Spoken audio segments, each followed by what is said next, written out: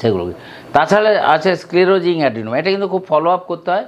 স্ক্লেরোজিংটা বা রেডিয়াল স্কার, যেগুলো এরকম করে একটা এমনভাবে আছে স্কার হয়ে আছে একটা লাইন ধরে, তাহলে সেইগুলোকে কিন্তু ভালো করে ফলো আপ করতে হয়। এটা একটা অপারেশন করা হচ্ছে। তো পরে উইথ অ্যাটিপিয়া, এবার যেগুলো অ্যাটিপিয়া থাকে, এই আগেরগুলো বললাম সেগুলো ভয়ের কিছু নেই, কিন্তু যেগুলো অ্যাটিপিয়া থাকে, মানে আমরা মাইক্রোস্কোপের তলায় দেখছি সেলগুলো একটু অ্যাবনর্মাল লাগছে, তাহলে atypical ductal hyperplasia, atypical lobular hyperplasia. আমাদের ক্যান্সার মেনলি ব্রেস্ট ক্যান্সারের 2 রকম আছে, একটা ডাক্টাল কার্সিনোমা, একটা লোবুলার কার্সিনোমা। তো এইটা যারা খুব ফ্যাটি তাদের লোবুলার কার্সিনোমা হয়, ফ্যাটটা বেশি, আর যাদের একটু রোগাটোকা লিনেনথিন তাদের ডাক্টাল কার্সিনোমা হয়, দুটোই কিন্তু ক্যান্সার। এইটা যদি দেখি atypical ductal hyperplasia, atypical lobular hyperplasia আছে, হাইপারপ্লেসিয়া মানে ক্যান্সার নয়, তার আগের স্টেজ। এগুলো আমরা ফলো আপ করি, অনেক সময় ছোটো করে সেই জায়গাটা একটা ওয়াইড রিসেকশন করে দিলে ঠিক থাকে। এবার স্ক্লেরোজিং অ্যাডিনোসিস, অ্যাটিপিক্যাল হাইপারপ্লেসিয়া, রেডিয়াল স্কার, এগুলো খুব মানে রিস্ক টু ক্যান্সার আছে বলে আমরা ফ্রিকোয়েন্ট আমরা পরীক্ষা করতে বলি বা আসতে বলি। এবার সিন্ড্রোমিক অ্যাপ্রোচ, ওর পেশেন্ট বলছে আমার এই হচ্ছে, একটা হচ্ছে ম্যাস্টালজিয়া, মানে ব্রেস্টে পেন হচ্ছে, কখন না মাসিকের সময় হচ্ছে, প্রত্যেকটা মাসিকের একটু আগে আগে ব্রেস্ট পেন হয়, তো সেটাকে বলা হয় সাইক্লিক্যাল ম্যাস্টালজিয়া। নন সাইকেল, যেটা ব্রেস্টের মানে পেনটা তার সাইকেলের সাথে ম্যাচ করছে না, যে আমার যখন তখন হবে, সাধারণত মাঝখানেও হতে পারে বা ঠিক সাইকেল হওয়ার আগে, তার পিরিয়ড হওয়ার আগে হতে পারে, পরে হতে পারে, তার সাথে রিলেশন নেই। কিন্তু সাইকেলের ম্যাসাজের রিলেশন আছে, যে আমার ঠিক মাসিক হওয়ার আগেই ব্রেস্টটা যেমন ভারী হচ্ছে, ব্যথা ব্যথা লাগছে, তো এটাও কিন্তু বেনাইন মেনলি। এবার এইগুলো যদি হয়, ব্রেস্ট পেন হয়, আমরা কী করি সাধারণত, এর যদি বিলো 35 ইয়ার্স হয় তাহলে অতটা ভয় থাকে না, সাধারণত রিঅ্যাসুরেন্স করি এবং কিছু কিছু সাপ্লিমেন্ট দিই, মাল্টিভিটামিন কিছু কিছু আছে সেইগুলো হিভিনিং প্রিমরোজল আছে দিই। আর অ্যাবাভ 35 ইয়ার্স হলে তাকে একটা ম্যামোগ্রাম করতে বলে, প্রথমে আলট্রাসোনোগ্রাফি করি, কতগুলো আলট্রাসোনোগ্রাফি ম্যামোগ্রাফি করি, আলট্রাসোনোগ্রাফি অফ দ্য ব্রেস্ট, অথবা মানে এক্স রে ম্যামোগ্রাফি করি। সেটা দেখে যদি নর্মাল মনে হয় ভালো, যদি তার সত্ত্বেও কিছু সাপ্লিমেন্ট দেওয়ার পরেও পেন থাকে, তখন আমরা সেগুলো কিছু কিছু ওষুধ দিয়ে দেখি। যদি দেখি মানে তাতেও পেন হচ্ছে না, তাহলে আবার কিছু সেকেন্ড লাইন অফ ওই ডানাজল টানাজল ওইসব গ্রুপে দিতে হয়। ঠিক আছে, তো এইগুলো যাই হোক। এইবার সিন্ড্রোমিক অ্যাপ্রোচের পেন গেল, এরপরে শুধু পেন নেই কিন্তু মাস আছে, টিউমার্স আর মাসেস।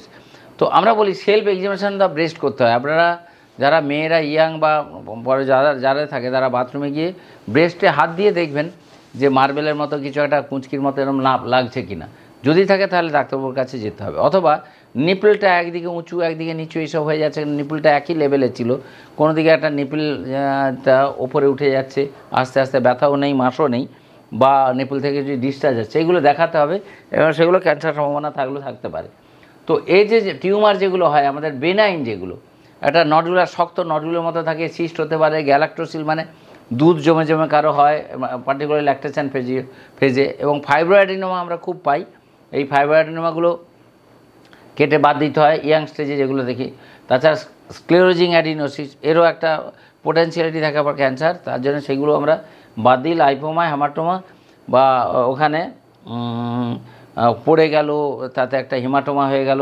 আর সিস্টোসার্কোমা, ফাইব্রোসিস সার্কোমা এখানে লেখা থাকলেও এটা ক্যান্সার নয়, এটাও একটা বেনাইন, যখন ব্রেস্ট ফুল অফ টিউমার হয়ে যায়, এত বড় টিউমার হয়ে গেল, কিন্তু সেটা বেনাইন, মানে তার ক্যান্সার পোটেন্সিয়ালিটি নেই, তাকে সিস্টোসার্কোমা ফাইব্রোসিস বলে। এগুলো আমরা অনেক পাই।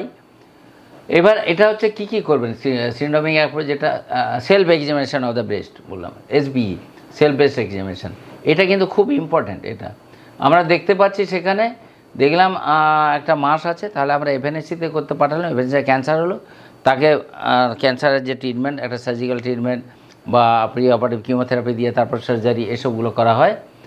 যেগুলো যদি দেখি মনে হচ্ছে ক্যান্সার, FNAC করে দেখা গেলো ক্যান্সার হলেও হতে পারে না, তখন আমরা আবার একটা বায়োপসি করি, বায়োপসি করে যদি বেনাইন হয় বলি কোনো ব্যাপার নেই, অবজার্ভ করুন, আর যদি ম্যালিগন্যান্ট হয় তাহলে তার সেই ট্রিটমেন্টের দিকে চলে যায়। তাছাড়া স্ক্রিনিং কী করবো, স্ক্রিনিংয়ের মধ্যে যেমন FNACও একটা স্ক্রিনিং হয়, তাছাড়া ম্যামোগ্রাফি করা হয়, আর তাছাড়া কতগুলো রুটিন মানে কতগুলো টেস্ট করা হয়। সেলফ এক্সামিনেশন যেমন বললাম, তেমনি ডাক্তাররা কিছু কিছু এক্সামিনেশন করে, আমরা প্যালপেশন করে আমরা যদি দেখি যে ক্যান্সারের সিমটমস কতগুলো পাওয়া যায়, তো এইসব মানে আমরা সাইন পাওয়া যায়, সেগুলো তখন আমরা সেই দিক থেকে অ্যাপ্রোচটা করি। এখন ভাবুন ফাইব্রয়েড অ্যাডিনোমা, এটা কমপ্লিটলি সলিড টিউমার, একটা সলিড টিউমার একদম, এগুলো ধরলে দেখা যায় এপাশ ওপাশ মানে চলে যাচ্ছে, তখন এটাকে আমরা এক কথায় বলি ব্রেস্ট মাউস। একদম আপনি ধরবেন এইদিকে চলে যাচ্ছে, ওইদিকে চলে যাচ্ছে, তো এইগুলোর চিন্তার কিছুই নেই। এবং সিস্ট হলে এটা অ্যাসপিরেশন করে বার করে দিই, কখনো কখনো খুব রেয়ারলি কেটে করতে হয়, একটা নিডল ফুটিয়ে বার করে দিলাম, আর এইটাকে ছোট্ট একটা অপারেশন করে বার করে দেওয়া হয়। তাছাড়া আছে ডাক্ট প্যাপিলোমা, ওটাও আমরা করে করতে পারি, মানে একটা ছোট্ট অপারেশন করে করতে পারি। এইবার দেখুন প্যালপেবল মাস, মানে আপনি পাচ্ছেন, আপনি হাত দিয়ে ফিল করছেন যে ওটা মাস পাওয়া যাচ্ছে, তা তখন কী করব? তেমনি এফএনএসি করলাম, এফএনএসি যদি ব্লাড টাইপের ফ্লুইড আসে, তাহলে তখন সেটা কেটে একটা ওয়েজ বায়োপসি বলে সেটাকে করতে হবে। আর যদি নন ব্লাড ফ্লুইড হয়, রেসিডুয়াল মাস থাকে, তাহলে তাকে সার্জিক্যাল আমরা মানে অপারেশন করে বাদ দেবো। আর যদি অনেক সময় দেখা হলো অ্যাসপিরেশন করে রিজলিউট করে হলো, তাহলে কিছু ব্যাপার নেই। এবার সলিড মাস হলে যেমন টেস্ট এফএনএসি করে তার পজিটিভ হলে সেই দিকে ওরকম যাবে, আর ম্যামোগ্রাফি এগুলো করতে হবে। এখন এটা দেখুন গ্যালাক্টোরিয়া অনেক সময় কী হয়, নিপল ডিসচার্জ, যেমন ধরুন ইয়াং মেয়ে, বিয়ে হয়নি কিন্তু তার বুক থেকে দুধ বেরোচ্ছে, তখন সেগুলো বেশিরভাগ হরমোনের জন্য হয়। প্রোল্যাকটিন বলে একটা হরমোন থাকে, আমরা সেই টেস্টগুলো করি এবং সেগুলো কমানোর জন্যে আমরা অনেক সময় ওষুধ দিয়ে এবং তাদের কমে যায়। তো গ্যালাক্টোরিয়া সে ম্যারিড ওমেনেরও হতে পারে, আনম্যারিড ওমেনেরও হতে পারে, আবার ম্যারিড তার সন্তান হয়নি তখনও হতে পারে। তো সেইটা মেনলি হরমোনের জন্যে। এবার অ্যাবনর্মাল ডিসচার্জ, মানে ওখান থেকে পুঁজের মতো বেরোচ্ছে বা রক্তের মতো বেরোচ্ছে, সেইগুলো আবার প্যাপস মিয়ার কতগুলো টেস্ট করতে হয়। সেই টেস্টগুলো আমরা যদি করে যদি পজিটিভ হয় যে ক্যান্সার সেল আছে, তাহলে ক্যান্সার মতো যেরকম ট্রিটমেন্ট, একটা র্যাডিক্যাল সার্জারি করা হয় অথবা তার কিমোথেরাপি দেওয়া হয় বা ফলো আপে রাখা হয়। সুতরাং এইটা এর পরে আছে ব্রেস্ট ক্যান্সার, এগুলো আমরা দেখব, আপনাকে পরে বলবো আপনাদের, বা আমি আপনার পুরনো ভিডিওকেও যদি দেখে থাকেন তাতে একটা ভালো করে বলা আছে। এবার সেটা হচ্ছে আমাদের আসল বার্তাটা হলো যে যদি ইয়াং স্টেজেও ছোটোখাটো টিউমার হয়ে থাকে, তাহলে সেটা ভয়ের কিছু নেই, কিন্তু must be examine by a medical expert, সেটা একবার দেখাতে হবে, মানে দেখতে হবে, সেটা মানেই ক্যান্সার নয়।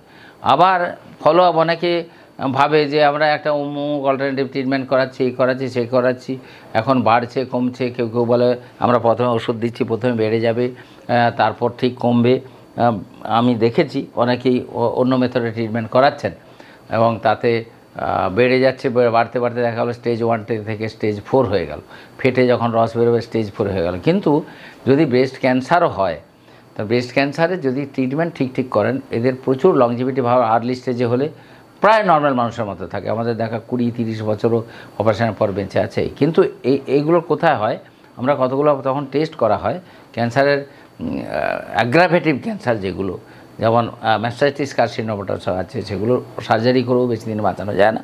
কিন্তু আমরা একটা ভাববো যে হায়ার স্টেজে যাব না, যে একটা বিশাল স্টেজে চলে গেলাম, স্টেজ 4-এ গিয়ে ট্রিটমেন্ট করাবো, তখন লাংস মেটাস্টেসিস হয়ে গেছে। সাধারণত ব্রেস্টের ক্যান্সার যখন মেটাস্টেসিস মানে অন্য জায়গায় ছড়িয়ে যায়, সেটা বেশিরভাগ যায় লাংসে, ব্রেনে, লিভারে এবং হার্টের মধ্যে, বোনসের মধ্যে, bones, liver, brain and lungs, এই 4টে জায়গায় চলে যেতে পারে। এই 4টে জায়গায় চলে গেলে তারও ট্রিটমেন্ট আছে, কিন্তু সেই ট্রিটমেন্টের অবস্থা খুব সুখকর নয়, সেই ট্রিটমেন্টের রেজাল্টটা খুব সুখকর নয়। এনিওয়ে যাই থাকুক, সেগুলো চিকিৎসা করাটা জরুরি। আজকে আসছি, আস্তে আস্তে আপনাদের যদি কোশ্চেন থাকেন আপনারা শেয়ার করবেন, লাইক করবেন, আর যদি কোনো কোশ্চেন থাকেন কমেন্ট করবেন, আমি যথাযথ উত্তর দেওয়ার চেষ্টা করব। নমস্কার।